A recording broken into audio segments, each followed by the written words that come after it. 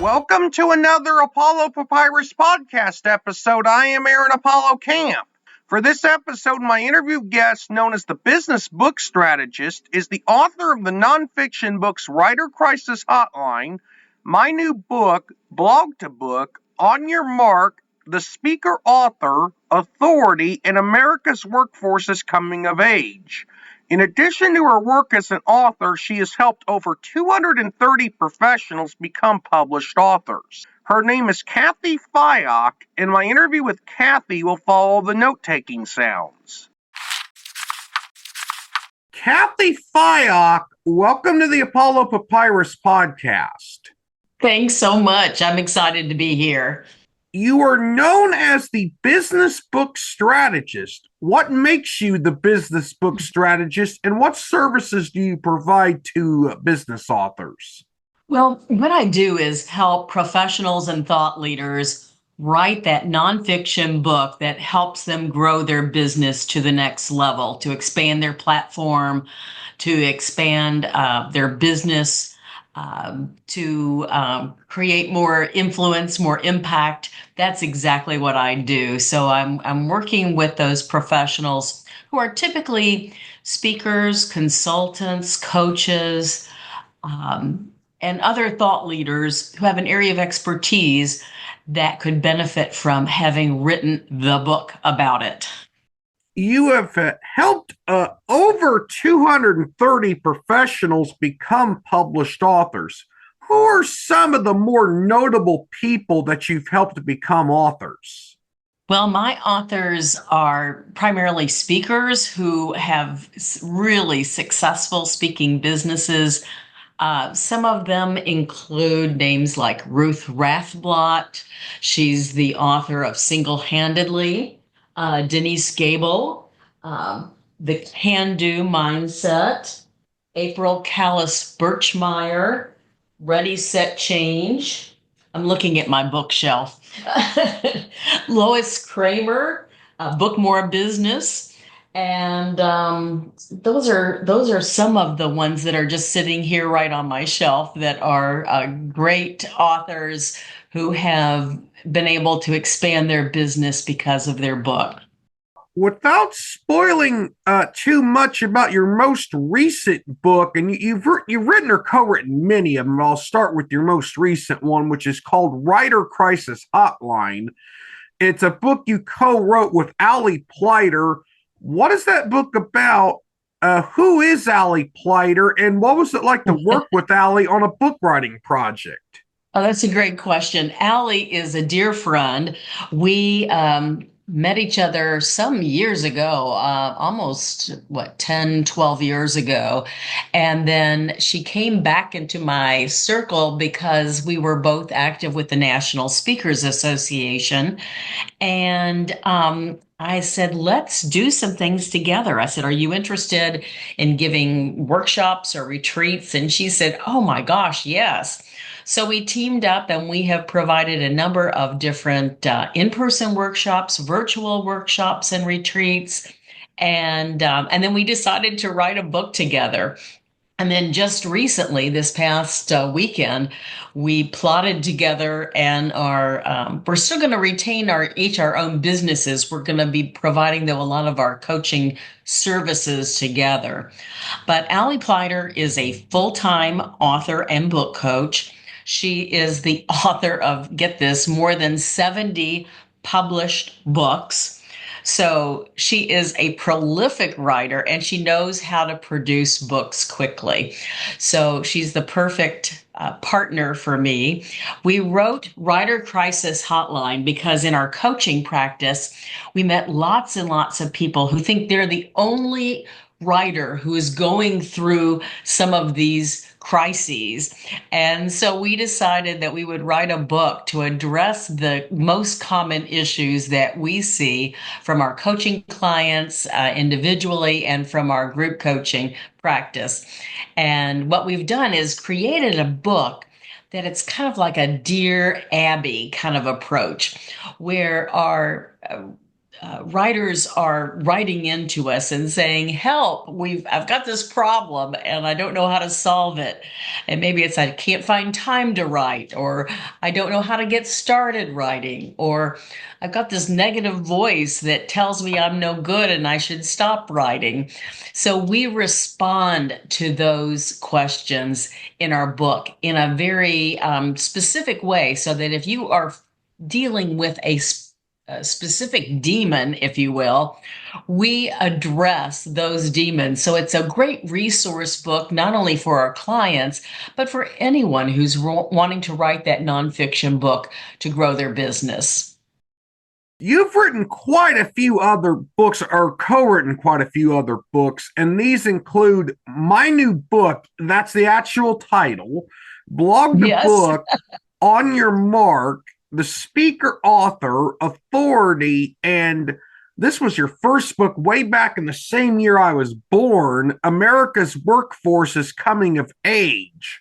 And that's not even a complete list. Without spoiling too much of some of the other books you've written, what are they about? Well, when I first started writing, I was a human resources consultant, speaker, and author. And so the books that I wrote were in that space of HR management. My first book was on the aging workforce, and then I wrote a subsequent book called Unretirement, which is a book for older individuals on challenges in growing older and continuing to work in some form or fashion. And then I also wrote several books on recruiting and selecting great employees. But then when I became a book coach, of course, I needed to write a book about how to write a book as the basis or foundation for my authority on this topic. So since that time, I've written a number of books on different aspects of writing. My first book on writing was On Your Mark, from first word to first draft in 6 weeks. And then I wrote Blog to Book, repurposing content to discover the book you've already written. And then a number of other books. As I've seen needs with my coaching clients, I've written the book that will support their needs. What motivates you to write books and help others become authors? Well, I just think this is the coolest job in the whole world. I love my job as a book coach. I think it's really important work because I am helping people realize their purpose, realize their reason for being, realize their big why. And that is exciting. I say that I help authors change the world one word at a time. And I really do believe that. So I feel like the work that I do as a book coach is holy work, is important work. And I love doing this work. I'll probably never retire from this business. I always see myself helping others in doing this work. Are all your books independently, traditionally, or hybrid published, or did you use different publishing methods for each of your books? Well, it's interesting. The first set of books were all traditionally published back in the 90s through the early 2000s. My books were traditionally published by a number of different publishers because the first publisher was bought out, and then they were bought out, and then they subsequently went out of business. So it's been a wild ride in terms of my traditional publishing journey. But then when I started working as a book coach, I thought that the hybrid model served me better. I did not want to learn how to publish my own book. That was not my interest. I'm not technically inclined. So I think hiring a publishing company, a hybrid publishing company to support my work was the best model for me that allowed me to retain my intellectual property, retain my copyright, get to market really quickly, be able to buy my books at cost, and sell them for the greatest margin. Those are all the real benefits of hybrid publishing. So all of my books, since I've started in business as a book coach, have been hybrid published. And I've used a number of different sources, and I'm continuing to work to find the best resources. I currently have a wonderful publishing partner. We have a great relationship. I don't refer all of my work to my publishing partner. It depends on the needs of my client, but he is a wonderful, wonderful publisher. How can busy professionals balance writing books with their professional careers? That's a great question because it's tough. If you are out there doing the work, if you're consulting, coaching, if you're on the road presenting presentations and keynotes, then you are a busy professional and you've got to figure out a way to write your book quickly and productively. So that's where the coaching comes in. Um, I believe that in order to write a book, you need to have at least 5 hours a week that you can devote to writing. Now, that's not to research, that's not to cleaning your desk or other forms of productive procrastination, but actual writing. But when you can devote 5 hours a week to writing, you can get your book done in about 6 months. And I continue to find this with my clients. But what it takes is several techniques. One is calendar blocking. You absolutely have to carve out time to work on that book. So to carve out those 5 hours minimum each week is a really important element. The other thing is you have to stop editing as you write, which is really hard. Most professionals want to write little gemstones of sentences. You know, they want them to be perfect little jewels. And the truth of the matter is, that's not how it works. You have to write something and just get it out on the page. I've heard someone say rather inelegantly, throw up on the page. And I think that metaphor is pretty good, you know, just to get it down and then to go through and edit the process after you have written your initial draft. So there are some things like that. And also, I've learned that the more my authors can identify within a writing block that's coming up what their deliverable is going to be for that writing block. So, for example, if I have 30 minutes of writing that's coming up on the calendar, to know that I'm going to flesh out the story that goes in chapter 3, and that's my deliverable for that 30-minute time increment.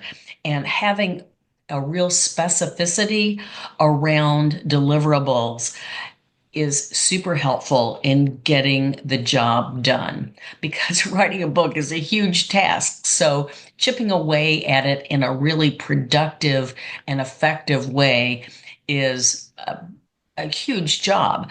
And that's what I do as a book coach, is help them craft those experiences so that they can write their books quickly and effectively. The next question I have is going to be on what might be interpreted by some of our listeners as a controversial topic. As when I wrote this question down, it sounded like I was writing a question down about self-plagiarism. What does it mean to repurpose your writing? How have you done that as an author? And how do you advise your authors to repurpose what they've written if they wish to do so and avoid self-plagiarizing? Okay, that's a great question. And I address a lot of this in my book, Blog to Book, Repurposing Content to Discover the Book You've Already Written. Let me start by saying I think writing is hard work. I'm not one of these authors and book coaches who loves writing, who finds joy in writing. I think it's hard work. But I love the payoff of having written. So I'm a big believer in writing. And so because it's such hard work, I think you want to maximize the benefit for the effort that you are exerting to put into that book or that piece of writing. So to find all the different ways you can utilize that. Now, if it's your own writing and if you own the copyright, you are not plagiarizing. You're merely citing your sources. You're really coming back to the source, which is you. So it's not illegal. It's not immoral. There's nothing wrong with taking your own work and repurposing it. So the most obvious way to repurpose work is, say you write a weekly blog or a daily blog. Well, you're going to have enough content for a book in a very short order. So, what you can do if you're writing thematically, if you're writing in a congruent way about your topic and you're filling in all of the questions that your reader might have about that topic, then you can simply repurpose that. Again, assuming that you own your copyright. And that you can repurpose that in a book, because here's the thing: a lot of folks think, oh well, if they've read it on my blog, then they don't want to read it in a book. Well, I don't know. I have several blogs that I follow, and I'll buy their book because I want to see it all together, all that um, content grouped together in a cohesive way that will guide me through their key principles. So, our readers, while they may love reading pieces of what we've written each week in a blog post, they love the opportunity to pull it together. Also, here's the thing that many of our readers or clients, if you will, people who need a problem solved that we are writing about that solution, some of these individuals may be readers, but some may rather listen to the content. Some may rather be engaged in an online course or class. So, providing your content in a way that your ideal client can consume that knowledge is really important. And that's where repurposing is really effective at reaching out and meeting the needs of your client, of your consumer in many different ways. How can an author who is dealing with writer's block get unstuck and overcome writer's block? Okay, that's virtually every author that I work with has dealt with writer's block, overcoming the negative voice, getting started, getting unstuck. That is virtually everyone. And I think that the key is to first start with a really strategic plan for your book that aligns with your business. If you are in fact writing the book that will grow your business, that will expand your business, it needs to be congruent with your business and your business plan. So when I'm working with a client, we always start with a strategy session. And the strategy session for the book focuses on the purpose of the book and how it's going to be integrated into your business.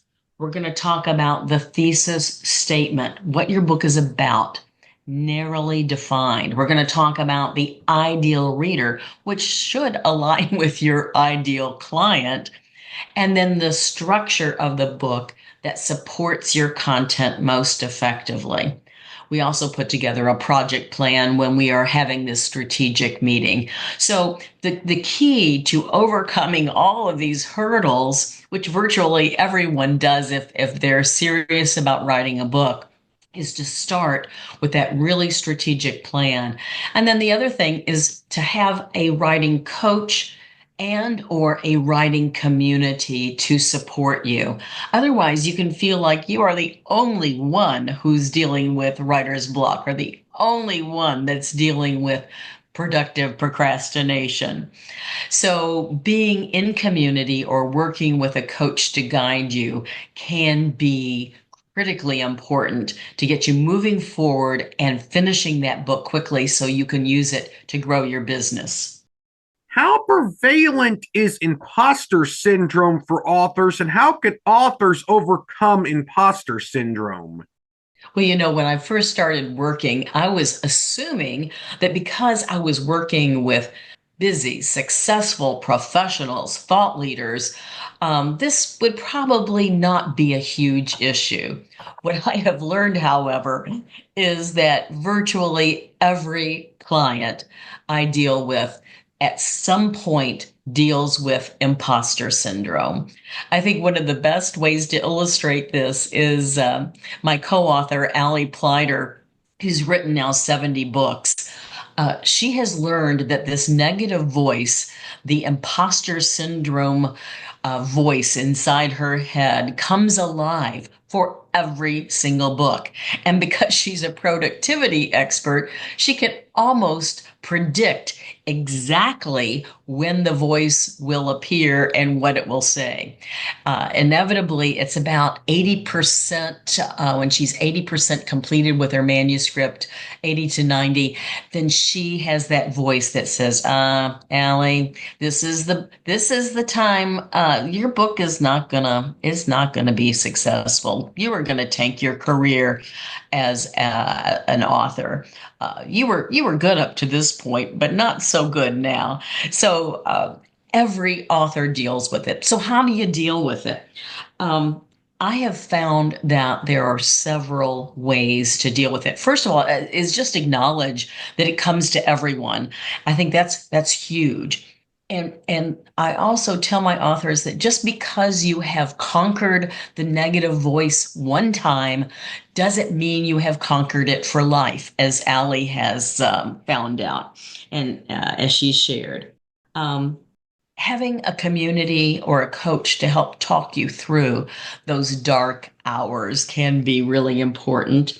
Also, I've used an exercise where we write a letter to that negative voice, telling it to quiet down, to shut up, to go away. And that letter can be really powerful because we can go back to that letter, reread it when we are feeling down or when we are feeling a lot of that imposter syndrome coming back to haunt us. So yeah, it's so interesting. Even busy, successful, um, incredibly successful speakers, authors, consultants, experts in their own right deal with imposter syndrome. My last question deals with a myth that some people who are considering writing a book may have. Does a book have to be a bestseller in order for the book to have a return on investment?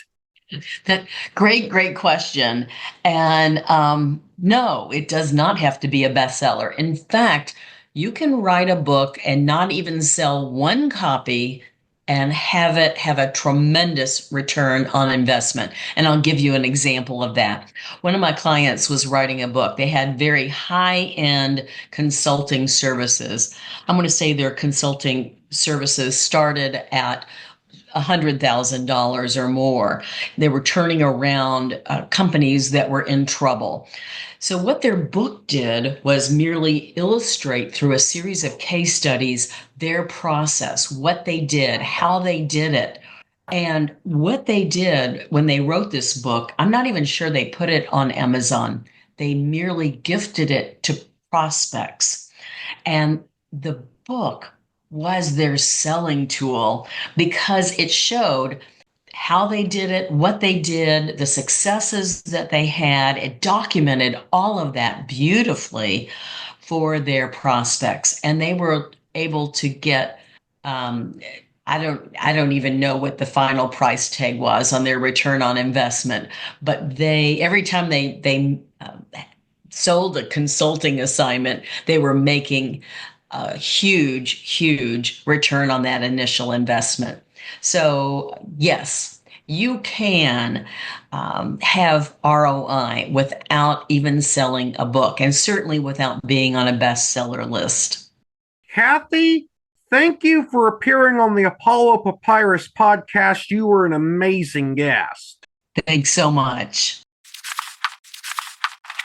It was fascinating to interview someone whose work as an author has spanned multiple decades and has helped so many people become authors. This is Aaron Apollo Camp reminding y'all to find your writing and reading purpose. Bye for now.